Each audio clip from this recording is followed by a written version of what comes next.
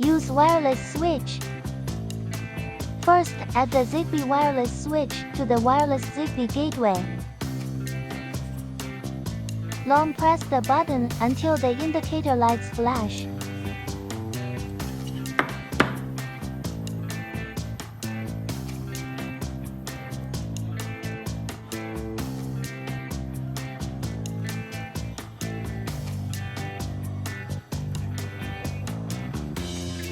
Wireless switch button settings. First, single click, on, off.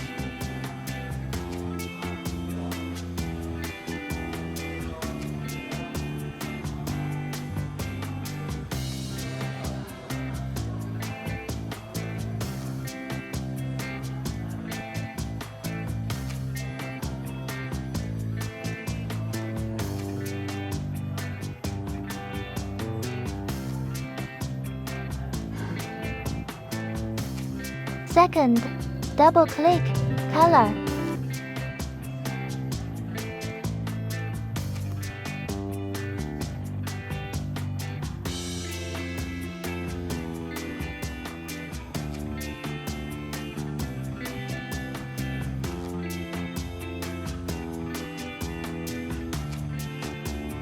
Third, long press, white.